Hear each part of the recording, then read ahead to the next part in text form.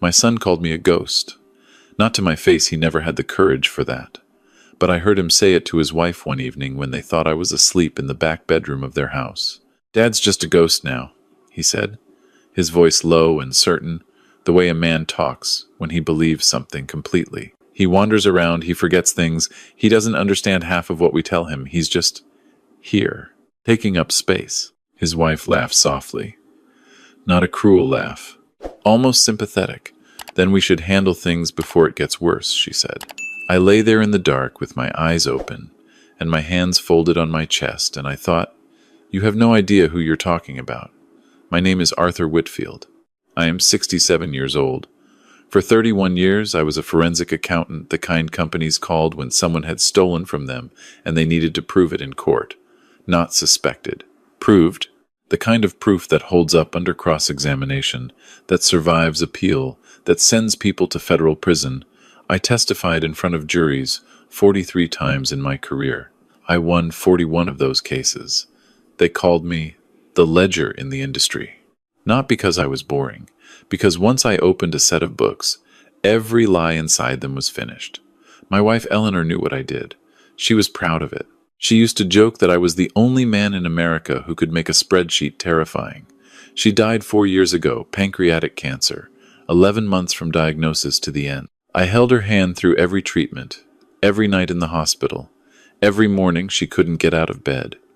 When she passed, something in me went very quiet. Not broken, quiet. Monsieur Daniel is 41. He married a woman named Sandra 10 years ago. She is smart, ambitious, and has wanted things her entire life that she believed she deserved simply by wanting them badly enough. In the early years, I tried to like her. I brought wine to dinners. I complimented the house. I babysat their daughter Lily on weekends without being asked. I did all the things a father-in-law does when he is trying to build something. What I didn't realize was that Sandra had never wanted something built. She wanted something transferred. The first sign came 14 months after Eleanor died. Daniel sat across from me at my kitchen table, the same table where I'd helped him with math, homework, where Eleanor had served Thanksgiving dinner for 22 years, and he slid a folder across the wood toward me. "We've been doing some research," he said, "about estate planning, about protecting assets before you know, before things get complicated." I looked at the folder. I didn't open it. "Complicated how?" I said. He shifted in his seat. "Dad, you've been forgetting things. Last month you left the stove on twice. You missed Lily's recital, and you'd said you were coming. We're just worried about you. We want to make sure that when the time comes, everything is in order." I had left the stove on once, not twice. And I had missed Lily's recital because Daniel had given me the wrong date, something I knew because I still had his text message saved on my phone, screenshot and all. I had started keeping records of small things like that about 7 months earlier, for no reason I could have explained at the time. "Call it professional instinct. What's in the folder?" I said. "Just some documents. A financial power of attorney. We'd handle your accounts, your investments, make sure bills get paid on time." "My bills are paid on time," I said. "Dad?" "Daniel." I kept my voice even. I spent 30 years tracking money that other people thought was hidden.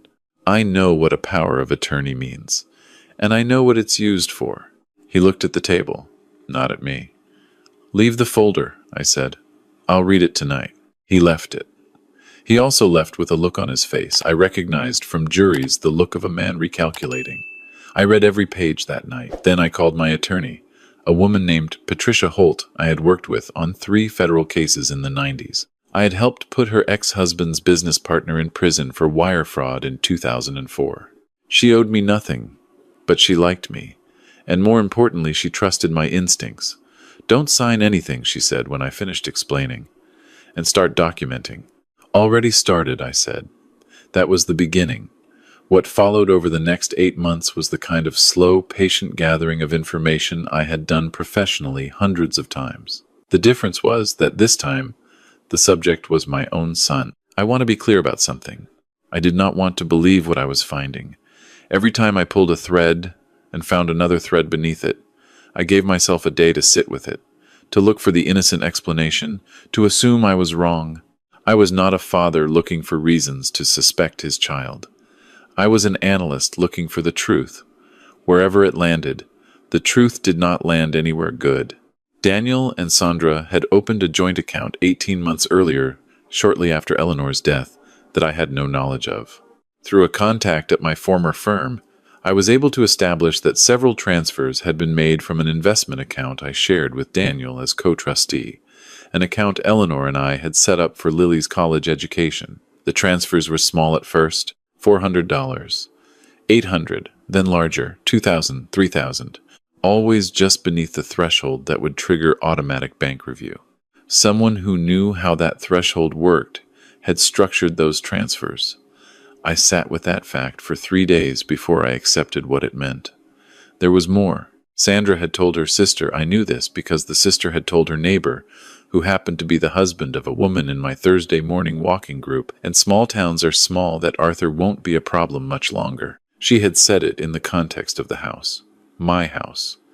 The one Eleanor and I had bought in 1987, the one I had finished paying for in 2009, the one worth, by current estimate, just over $900,000. I also found, through Patricia, that Daniel had quietly consulted with an elder law attorney about the process for having a parent declared mentally incompetent. He had done this 4 months before he brought the folder to my kitchen table. I am going to tell you what I felt when I confirmed that, because I think it matters. I did not feel rage. I did not cry.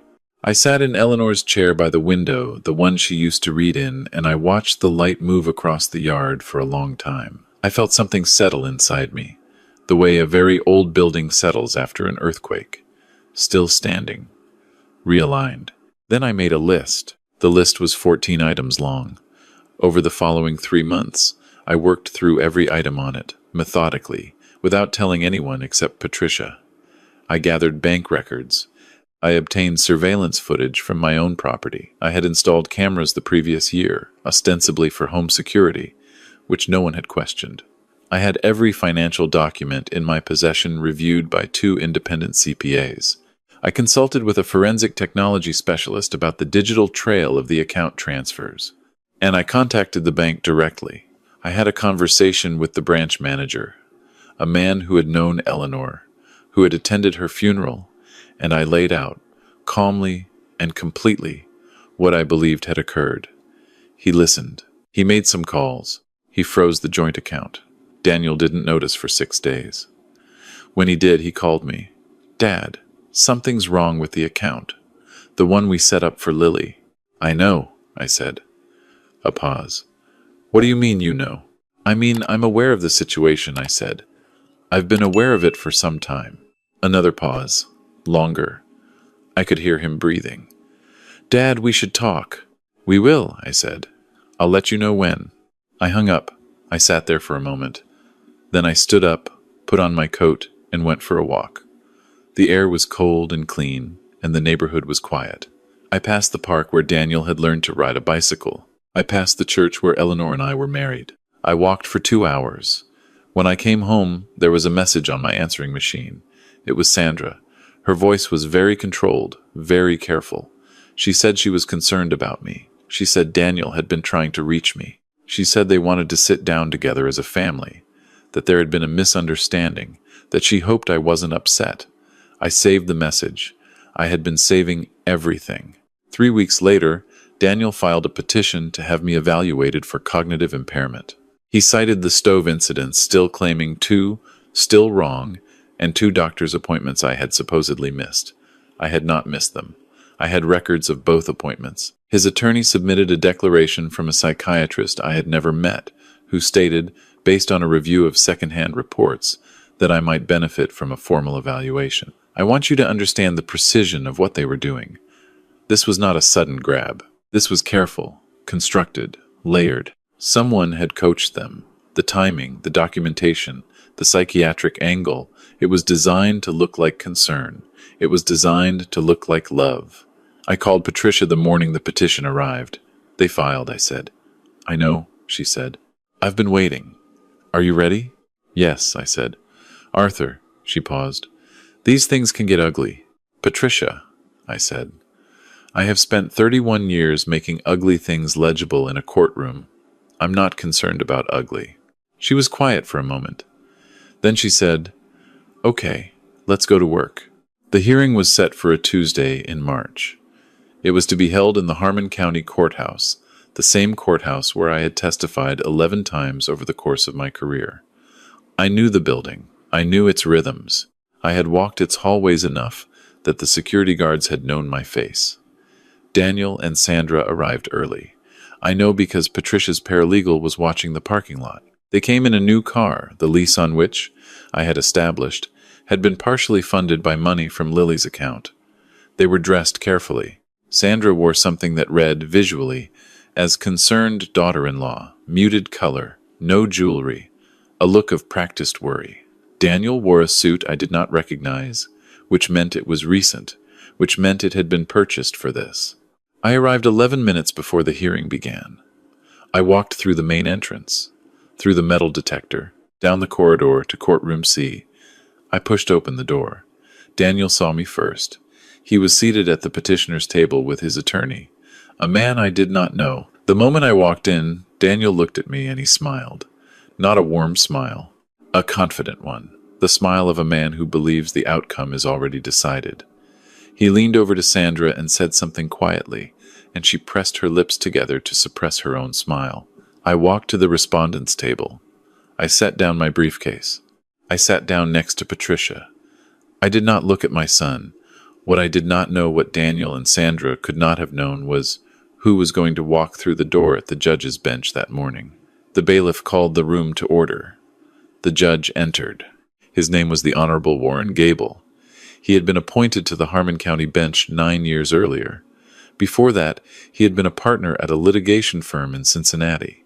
And before that, 30 years ago, when he was a second-year associate at his first firm, and I was a 38-year-old forensic accountant who had just testified in a case that cleared his client of embezzlement charges that would have ended his career. He had shaken my hand in the hallway of a different courthouse and said, "Mr. Whitfield, you just saved my client's life.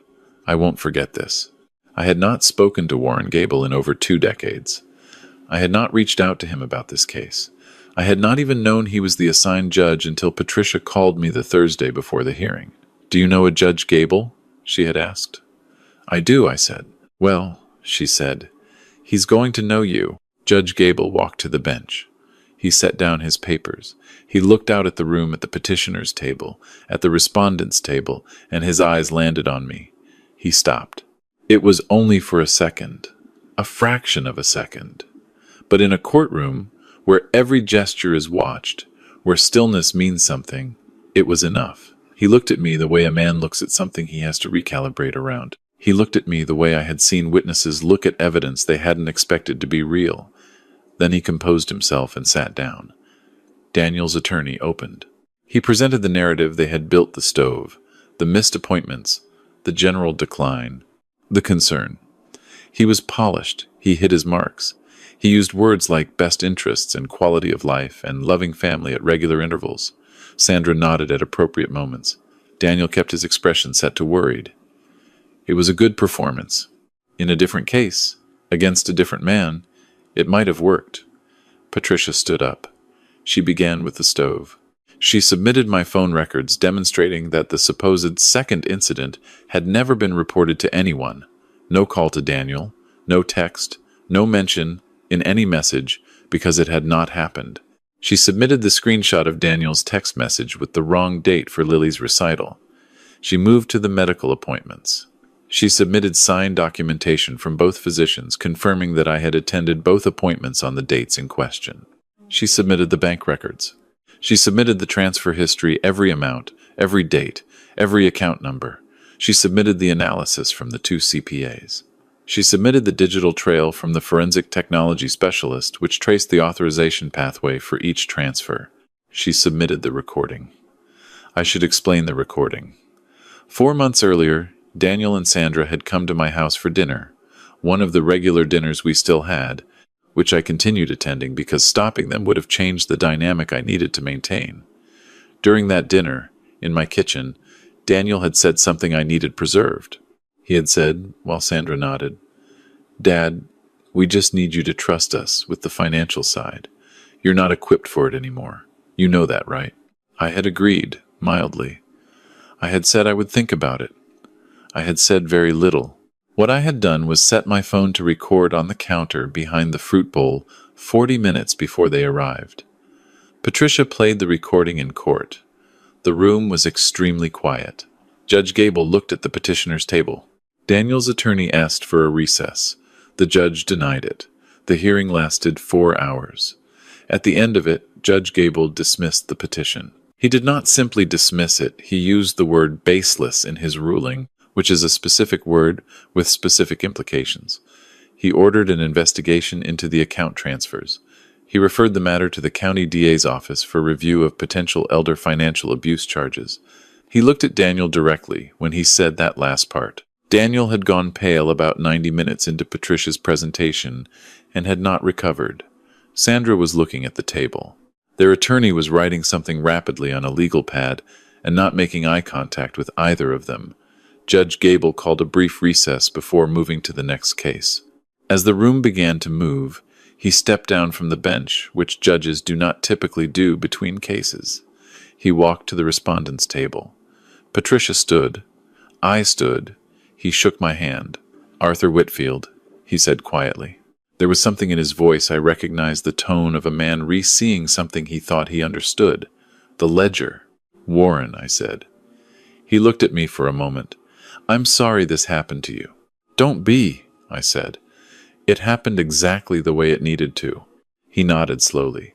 Then he went back to the bench. Outside in the hallway, Daniel was standing near the window at the end of the corridor. Sandra was not with him. His attorney had disappeared, probably to make calls. He looked like a man who had believed he was standing on solid ground and had discovered, all at once, that he had been standing on paper. He saw me come out of the courtroom. He didn't move. I walked toward him. I stopped about 6 feet away. He opened his mouth, closed it. Then, "Dad, Daniel," I said. I kept my voice very quiet, not angry. I want to be clear about that. There was no anger in me at that moment. There was something more tired than anger and more honest than anger. I know you needed money. I know the business hasn't been what you hoped and the house is underwater and things have been harder than you've let on. I know that. I've known it for over a year. He stared at me. "What I don't know," I said, "is when you decided that the way to solve your problem was to take what your mother and I built and to do it by making people believe I was losing my mind." I paused. "Your daughter's college fund, Daniel." He looked at the floor. "Lily is 7 years old," I said. He didn't say anything for a long moment.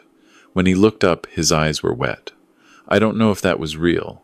I used to be able to tell with my son. I'm not sure anymore. "I didn't think it would go this far," he said. "Sandra thought." "I know what Sandra thought," I said. "I know who structured the transfers, and I know who contacted the elder law attorney, and I know whose idea it was to find a psychiatrist willing to write that declaration." I said it gently. "Not as a weapon, as a fact. The DA's office is going to want to talk to both of you. Patricia will reach out to your attorney with what we've compiled. I'd suggest you cooperate fully." He looked at me with an expression I hadn't seen on his face since he was a teenager. Lost, undefended, stripped of the story he'd been telling himself. "What happens now?" he said. "That depends on choices you make in the next several weeks," I said. "It doesn't depend on me. I've done what I needed to do." I picked up my briefcase. I started to walk away. Then I stopped, because there was one more thing, and I wanted to say it plainly. "Your daughter is going to have her college fund," I said. "I've already made arrangements with the bank. Whatever happens to you and Sandra, Lily is protected." I paused. "Because that's what you do for people who can't protect themselves. I would have thought you knew that." I left him standing in the hallway. In the weeks that followed, the DA's office opened a formal investigation. Sandra hired a separate attorney. Daniel, to his credit or perhaps just his better judgment, cooperated with the investigators from the start. Sandra did not. Initially, that turned out not to work in her favor. I moved back to my own house. I changed the locks, not out of anger, but out of practicality. I had dinner with Patricia twice, once to close out the legal business, and once simply because we are old colleagues who have been through things together, and sometimes that is reason enough. I called Lily on her birthday and sent a card with a drawing of a dog on the front because she had mentioned once that she wanted a dog, and I thought she deserved to be remembered about that. There were people in my Thursday walking group who found out what had happened, small towns, as I said, and some of them were outraged on my behalf, in that warm, combustible way that people get outraged about other people's situations. I appreciated the feeling behind it. I told them, honestly, that I wasn't outraged. Outrage requires surprise, and I had not been surprised. What I had been was methodical and prepared. And this is the part I think people miss when they hear a story like this, patient with myself about what I was losing even as I was working to stop it. Because I was losing something. I was losing the version of my son that I had wanted him to be. The one I had told myself was still in there somewhere underneath the decisions he was making. That loss was real, and I didn't argue with it. I let it be what it was. Eleanor used to say that the hardest accounts to reconcile are the ones where the loss is real on both sides. She was talking about clients. She was always accidentally talking about more than clients. I reconciled it. I put it in the ledger, under the correct column, and I closed the book. 6 months after the hearing, I sold my house and bought a smaller one 40 minutes outside of the city, near a lake I had always liked. The house has a good porch and a decent wood stove, and a view of the water in the mornings that I find I cannot get tired of. I have breakfast by myself most days. Sometimes I read, sometimes I just sit. I am not lonely. I have learned over the past few years to be careful about confusing solitude with loneliness. They are not the same thing. Solitude is what you choose. Loneliness is what happens to you. I chose this. Lily came to stay with me for a week last summer. Daniel arranged it, and it was one of the first things he did that I recognized as an attempt at something real rather than something strategic. She is 8 now. She asked me 3 times if I had a dog. I told her not yet. She accepted this with the philosophical patience of a child who knows what not yet actually means from adults. On the last day of her visit, she sat next to me on the porch in the early evening and looked at the lake and said, without any particular preamble, "Daddy said you used to find out when people were lying." "Something like that," I said. "How did you know?" she asked. I thought about it. I thought about 31 years of documents and depositions, about numbers that didn't add up and stories that didn't hold their shape under pressure. I thought about Eleanor. I thought about a hallway in a courthouse and a young associate who had shaken my hand and said he wouldn't forget. "People tell the truth with what they do," I said, "not always with what they say." So I watched what they did. Lily considered this seriously. She is a serious child. I like that about her. "What if they do bad things?" she said. Then I wrote it down. I said, exactly as it happened. And I let it speak for itself. She nodded as though this were a satisfying answer, which I think it was. We watched the lake until the light went low and the water turned gold and then gray, and then she went inside to wash up for dinner. I stayed on the porch a little longer. The evening was quiet. The kind of quiet that isn't empty, the kind that's full of things that don't need to be said. I have been in enough courtrooms to know the difference between silence that hides something and silence that simply is. This was the latter. I sat there until it was dark, and then I went inside.